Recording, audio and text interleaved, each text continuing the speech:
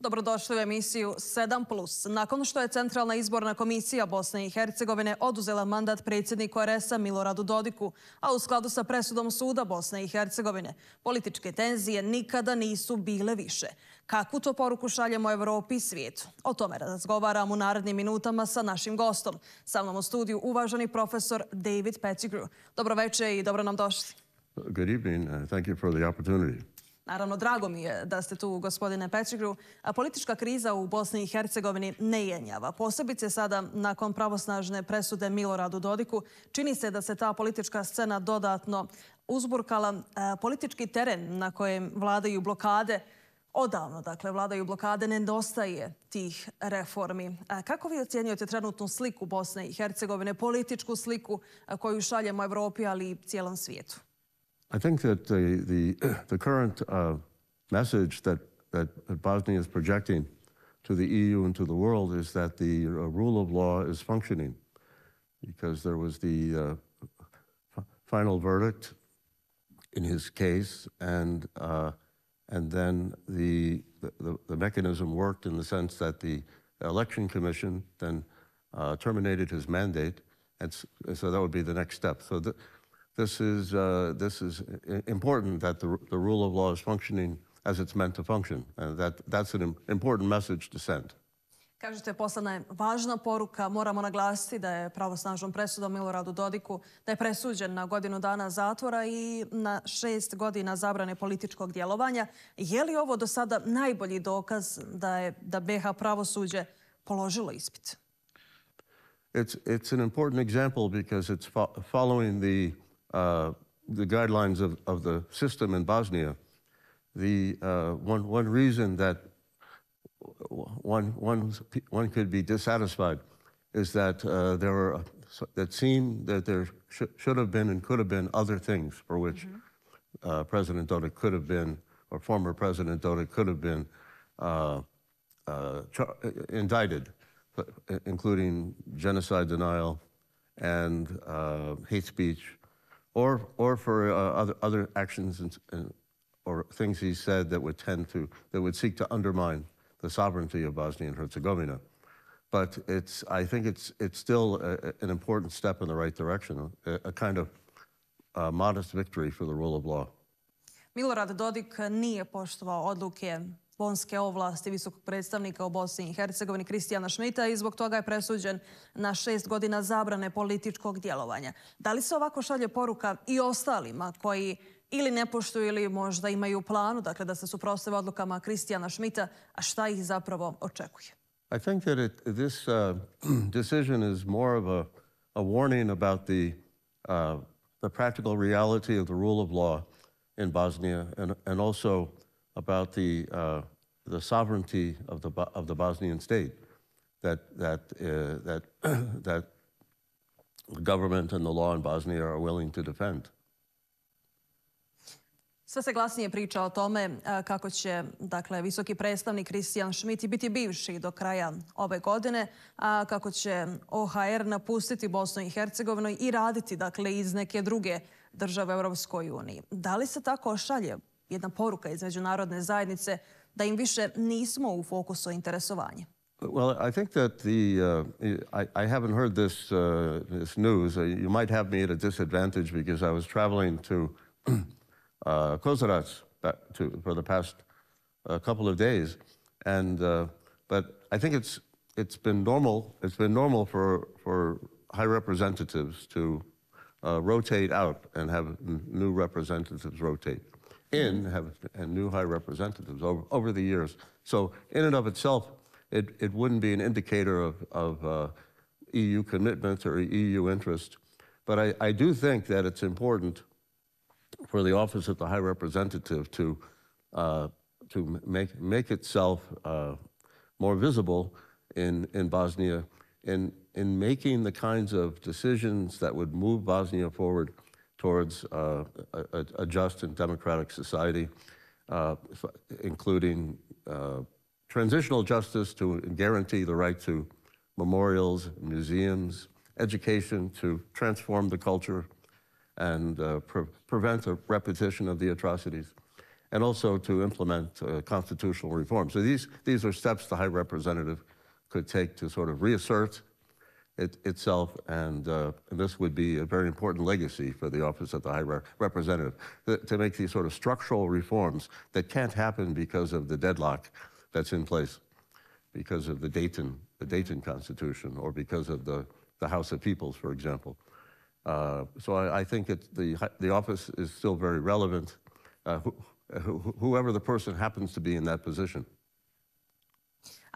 Samo kratko još vezano za Kristijana Šmita. Mnogi kažu da je pozitivno to što on odlazi iz Bosne i Hercegovine. A što vi kažete? Kako biste ocijenili njegov mandat? Well, I think that the Office of the High Representative has changed over the years. And there used to be High Representatives who would have more robust, more activist agendas than this High Representative. For example, Christian Schilling passed a law establishing the Srebrenica Memorial Center using the bond powers. Or our High Representative Insko passed the law against genocide denial. So I feel like we're still waiting for Christian Schmidt to come to the moment when he's ready to make a decision. For example, an example would be, which seems like an obvious and important step to take, would be to remove the mural for Ratko Mladic in Kalinovic, at the entrance to Kalinovic, this violation of Bosnia's own criminal code. So I think this should be removed, or to permit the installation of a memorial at Barutni magazine. I went to meet with the legal and political advisors to the High Representative this a couple of years ago, with survivor associations from Kalinovic and Foča. And we were appealing for a memorial at Barutni magazine and also at Partisan Sports Hall. And the team at the Office of the High Representative said they completely agreed with the human right to memorialization.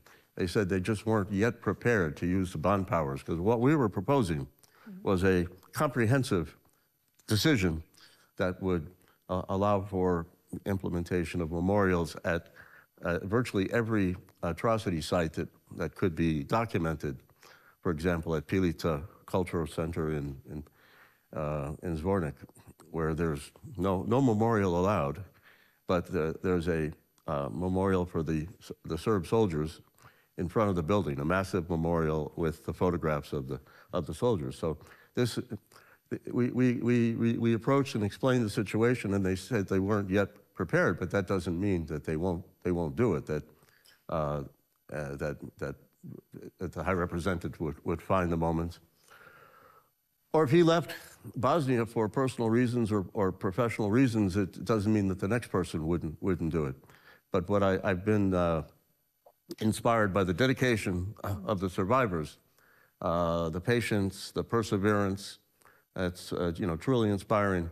And another example is that in Omarska, in 2005, the company ArcelorMittal said that they would finance the installation of a permanent memorial at the White House and in the surrounding grounds. They would finance it. It was a promise they made. The local municipality rejected this idea. So, but there was a plan in place that the High Representative, or the Office of the High Representative, could build on to ensure the installation of a permanent memorial at Omarska, where we held the commemoration yesterday. Pričat ćemo i o Omarskoj i o genocidu u Srebrenici poslije, detaljnije i sa naravno više pažnje, ali još bih da se zadržimo na ovim političkim temama u Bosni i Hercegovini. Zanima me vaše mišljenje. Mnogi pričaju o tome da zapravo Europska unija gubi interesovanje za Bosnu i Hercegovinu. Sada, ko je tu glavni krivac? Dakle, da li je tu kriva tromost, nerad BiH političarima? O reformskim zakonima se više ne priča, teško se sjetiti kada je posljednji bio usvojen. Well, I think that the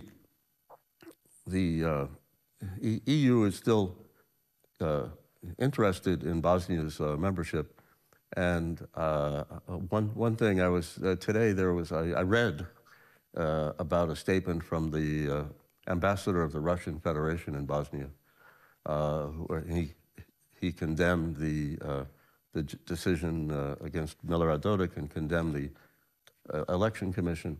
And I think that this could be something that would remind the European Union about the urgency of admitting Bosnia to the EU, or accelerating the process.